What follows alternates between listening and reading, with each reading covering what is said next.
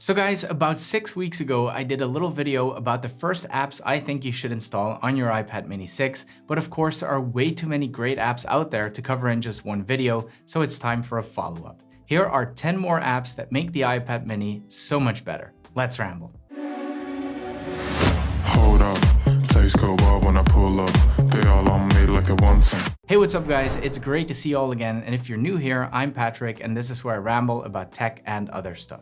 So like I said, we got a great list of apps for you today, and to keep things structured, I divided them in 3 main categories, namely productivity, creativity, and entertainment. So let's start with the useful stuff and finish with the fun stuff. And don't even think about skipping the useful stuff because I promise you, these apps will make your life easier and more organized. All right, let's start with productivity. The first app in this list is PDF Expert. We're all very much used to mobile working, whether it's because of a certain pandemic or whether it's because our jobs require us to move around a lot or travel. Point being, we don't have time to say, oh, let me have a look at that PDF you just sent me when I get back to my desk. No, I want to be able to read, annotate, edit, and sign these documents wherever I am. Time is money, let's go. Obviously, the iPad mini is the perfect size for this. Now, there's a lot of PDF viewers and PDF editors, and there's apps that let you sign documents. This one has it all. The free version is already pretty amazing. You can read and search PDFs, use text-to-speech so you can have the document read to you. You can highlight and annotate, connect to your cloud storage. You can even fill out forms, all within the free version. If you need the more pro features, let's say you need to actually edit PDFs, which is my personal favorite feature, it really works extremely well. You can add and edit images, you can sign documents using your e-signature, you can redact documents in case there is sensitive information in them, you can lock your documents so only people with the password can read them, and the pro version also lets you convert anything to PDF. Web pages, photos, documents, you name it.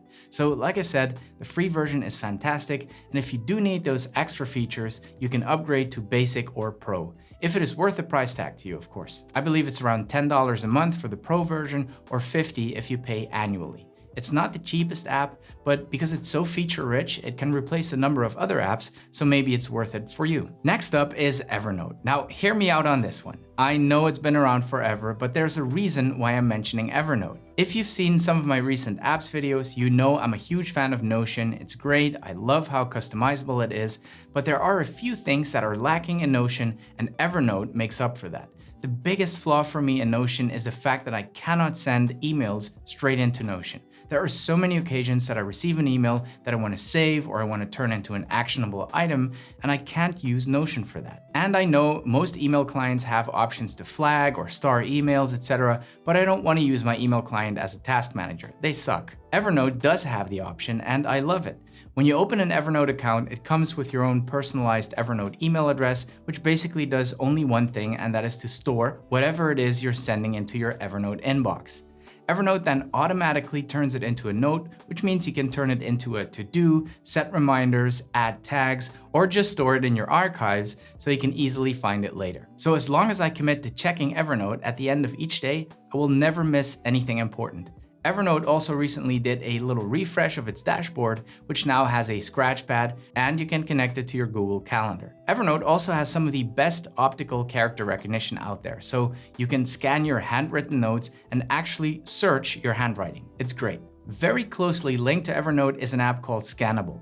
It's a super straightforward scanner, definitely the best I've ever tried. You simply scan whatever document and Scannable automatically crops it, rotates it, adjusts it, and turns it into a very legible scan. And then you can choose whether you want to send it to Evernote or save it elsewhere. It even scans business cards and it turns them into contacts. Really, really useful. ScanSnap is free to use and no in-app purchases. Right, enough productivity. Let's get creative. One of the best features about the iPad mini is its size, and because it's so small and light, I even use its camera sometimes. I wouldn't dream of whipping out my iPad Pro to snap a picture, you know the type. But this little guy is inconspicuous enough to use the camera without looking like a giant tool. The mini has a 12 megapixel wide camera, which is pretty decent, but the camera app is very limited, and if you want to film something and have it look decent, you're better off using a good third-party app. For this, I can definitely recommend Filmic Pro. It lets you operate your iPad's camera in full manual mode, so if you're planning to use the iPad's camera for more than just snapping scans and lecture notes, this app allows you to make your content look more professional and even cinematic by letting you manually adjust your focus, your exposure, your aperture, etc.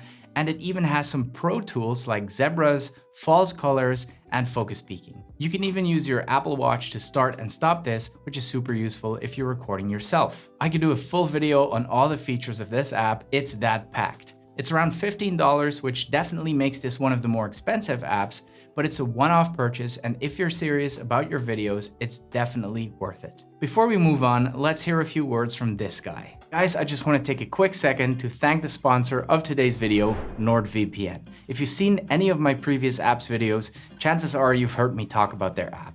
It's just one of those absolute essentials, one of those no-brainer apps that everybody should just go out and install. We are talking about ultra-portable devices here. We use them literally everywhere, and that often means using public Wi-Fi. So a VPN is a must-have to protect your device and your privacy. And when it comes to that kind of protection, I want the best there is, and that is NordVPN. But of course, a good VPN does much more than that. We all know how annoying it can be when you're traveling and all of a sudden you can't watch your favorite TV shows or your movies anymore because you're in another country. Not a problem, you just open the map, click on your home country, and bam, you have access to all your favorite shows again. But it works the other way around too. A streaming service isn't available in your country, simply change your virtual location and you now have access to it. Or maybe you want to download a game that isn't available where you are. Change your location and buy it.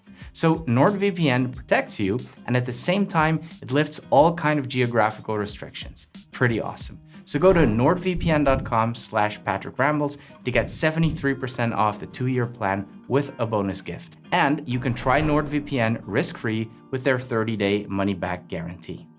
All right, speaking of filming, this next app is definitely one of my all-time favorites. Well, actually, it's two apps, PromptSmart Pro and PromptSmart Remote. If you've ever used a teleprompter app, you know how difficult they can be to use. Most of them either auto-scroll, which means if you mess up, you won't be able to keep up, or they come with a remote, which means you're constantly scrolling and clicking and you won't have your hands free. It's just annoying. PromptSmart fixes all of that because instead of you trying to keep up with the scrolling text, it follows your voice. So if I stop talking, it stops scrolling. What I also love is that you can improvise without any problems, and if you return to the script, it will simply find the spot in the script and continue scrolling. I love using teleprompters, it saves me so much time in the editing process. Sometimes I just use bullet points, but for very technical videos, I even write out every single word. You can use it in many ways. You can either set it up next to your camera, or you can use one of these teleprompters if you want to look straight into the camera. And a little hack, these are great for business meetings and presentations. You can give a flawless presentation to your clients or your colleagues without ever having to look away. The only thing it doesn't do is jump backwards on its own.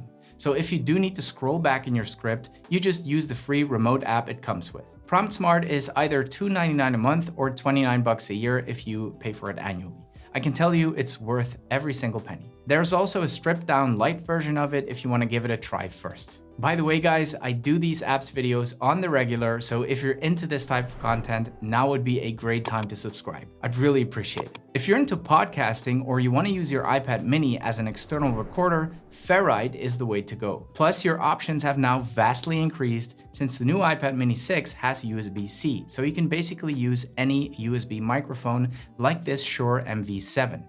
Using one of those premium mics to record into Ferrite will make your podcast sound super professional. Plus, Ferrite lets you edit the whole thing, so all that is left to do is upload your podcast to one of the podcasting services and you're done. So literally all you need to set up a full-blown podcasting studio is your iPad mini and a good USB mic. The last creative app before we move on to the entertainment section of the video is Artleap. Artleap is probably the quickest and easiest way to put mind-blowing effects onto your photos without any effort or learning curve. In fact, the thumbnail for this video was made with Artleap. Let me show you how I made it. So for my thumbnail, I have this disintegrating effect called dispersion, and literally all it took for me is to snap the photo, upload it to Artleap, and as you can see, it is already showing the effect. From there, you can fine-tune it so you can change the direction in which the image disintegrates. You can also change the spread, and you can even pick different types of shards. And this is only one of the effects. Tap on the catalog and you'll see tons and tons of cool effects that are just as easy as the one I just showed you. You can start using the app for free with a couple of effects, and if you decide you want to use all of them plus its premium features, it's $6 a month. Again, not super cheap, but if you post frequently or you're growing one or more of your social media accounts, this can definitely be a good investment. Right, now for the fun stuff.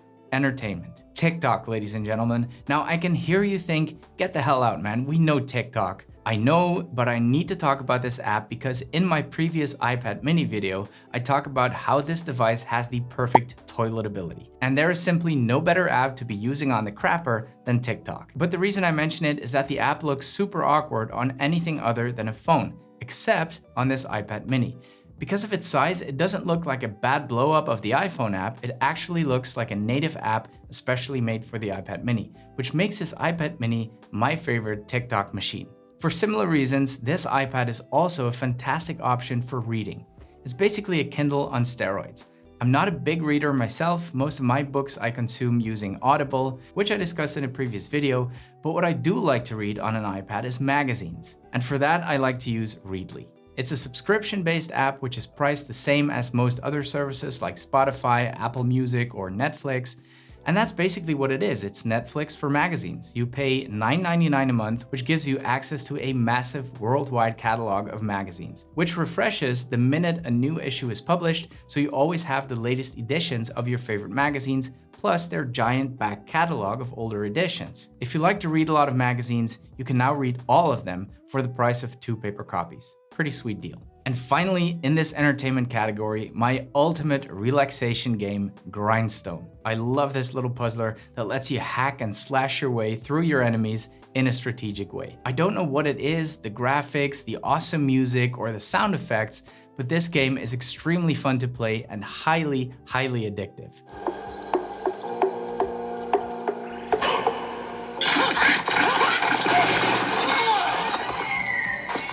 10 out of 10 for me. Guys, if you enjoyed the video, please give it one of these. It really does help the channel. Subscribe for more content. Thank you so much for watching and see you in the next one.